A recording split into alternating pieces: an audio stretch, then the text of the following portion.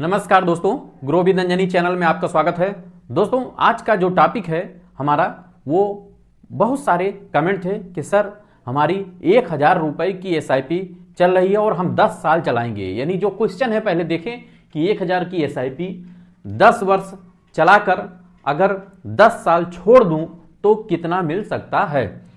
कई बीबर जो है उनकी एसआईपी 10 साल के लिए उन्होंने टारगेट रखा है कि हम 1000 रुपये की एसआईपी 10 साल चलाएंगे किसी भी फंड के किसी भी स्कीम में, और 10 साल अगर हम स्कीम में एसआईपी अपनी चला करके और 10 साल के लिए उसके आगे हम छोड़ देते हैं तो हमें कितना मिल सकता है।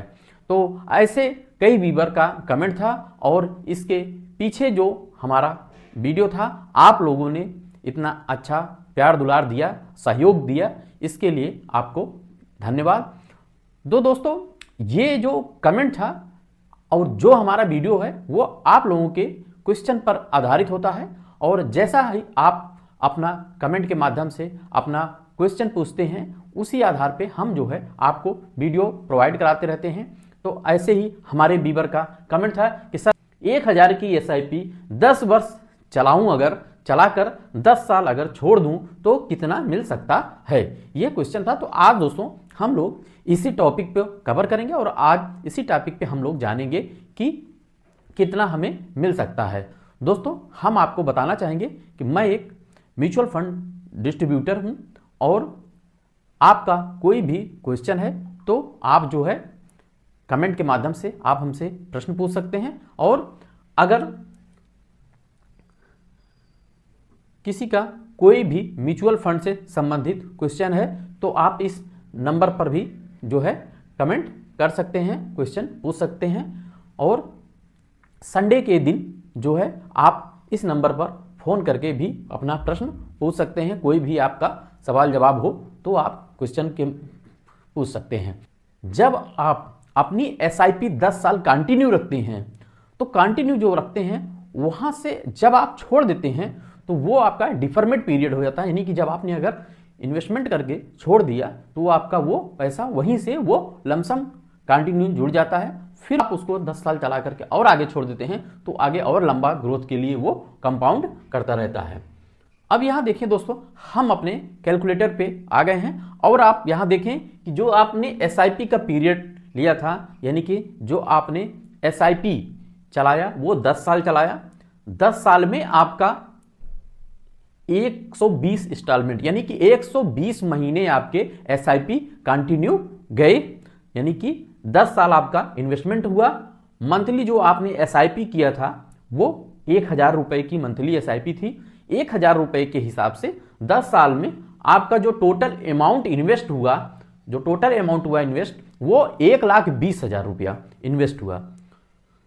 तो दोस्तों, यहां जो आपने 1,20,000 रुपया इन्वेस्ट किया, अगर उस एसआईपी को अगर हम देखें तो एसआईपी का जो कार्पस बन सकता है, यानी कि जो आपने 1000 रुपए की एसआईपी चलाया था 10 साल, उसको अगर 10 साल में हम एसआईपी का कॉर्पस देखेंगे कि हमें एसआईपी ने कितना रिटर्न बना के दिया यानी 10 साल में, तो अगर वो फंड जिस फंड में आपने इन्वेस्टमेंट किया है या एसआईपी किया है वो अगर 10% का रिटर्न देता है तो आपका 1,20,000 वो आपका बन गया 2,01,458 रुपया। अब दोस्तों, अगर यही फंड का परफॉर्मेंस 12% हो जाता है, जो कि म्यूचुअल फंड का एवरेजिंग रिटर्न है, एवरेजिंग रिटर्न में आप देखें कि अगर 12% आपका होता है तो सिप का जो कॉर्पस आपका बन सकता है वो 2,24,036 रुपया आपका बन सकता है। यानी कि 1,20,000 रुपए की वैल्यू 12% एक्सपेक्ट रिटर्न के हिसाब से एसआईपी 10 साल का 2,24,036 रुपया आपका बन सकता है। अब अगर वही जिसमें आपने एसआईपी किया है, अगर उस फंड का परफॉर्मेंस 15% रिटर्न बनता है तो 15% रिटर्न के हिसाब से आपका 2,63,018 रुपया यहां बन सकता है। यानी कि 1,20,000 रुपये जो आपने एसआईपी किया था उसकी वैल्यू 10 साल बाद आपका 2,63,018 रुपया बन सकता है। अब दोस्तों, यहां से आप अपने पैसे को अगर रिडेम्पशन नहीं लेते, यानी कि पेमेंट नहीं लेते या निकालते नहीं है फंड में, और उसी फंड में आपने आगे 10 साल के लिए छोड़ दिया, यानी कि बहुत सारे इन्वेस्टर होते हैं जिनका अपना एक गोल होता है, एक टारगेट होता है, उसी टारगेट के लिए वो छोड़ देते हैं कि जब भी अचीव होगा, जब भी मिलेगा तब हमें देखेंगे, यानी कि आप अपने पैसे को कंपाउंड होने के लिए छोड़ दिए और आगे भी 10 साल। तो जो आपका डिफरमेंट पीरियड है वो 10 साल है, यानी 10 साल आपने यहां से छोड़ दिया, एसआईपी आपकी बंद हो गई, अब आपके पैसे अकाउंट से नहीं कटते हैं और 10 साल आपने चलाने के बाद उसको छोड़ दिया। तो आपका जो मैच्योरिटी वैल्यू बन सकता है, जो मैच्योरिटी वैल्यू आपका बन सकता है वो आपका अगर 10% निकलता है टोटल में, यानी कि 10 साल आपने चलाया और 10 साल छोड़ दिया, यानी कि 20 साल हो गए। अगर 20 साल में आपका 10% रिटर्न आता है तो 1,20,000 रुपए की वैल्यू को 5,22,530 रुपया बना सकता है आपका फंड, ये रिटर्न आपका बन सकता है। और अगर आपका एवरेजिंग रिटर्न जो 12% का है, अगर 12% भी फंड का रिस्पांस आता है, रिटर्न आता है परफॉर्मेंस, तो 6,95,822 रुपया आपका यहां बन सकता है।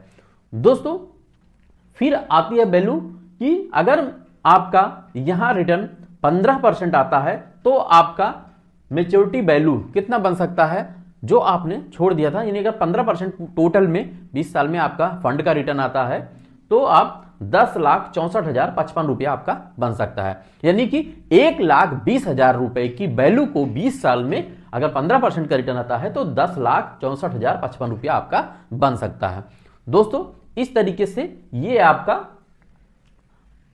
कैलकुलेशन रहा। अब दोस्तों यहां से हम देखेंगे कि ऐसे कौन से फंड हैं। आज मैंने फ्लेक्सी कैप फंड का परफॉर्मेंस देखना है, पास्ट ट्रैक रिकॉर्ड, यानी कि जो पीछे अगर किसी ने 1,000 की एसआईपी 10 साल के लिए किया था तो एसआईपी का रिटर्न कौन कौन से फंड हैं, कितना परसेंटेज रिटर्न दिया है।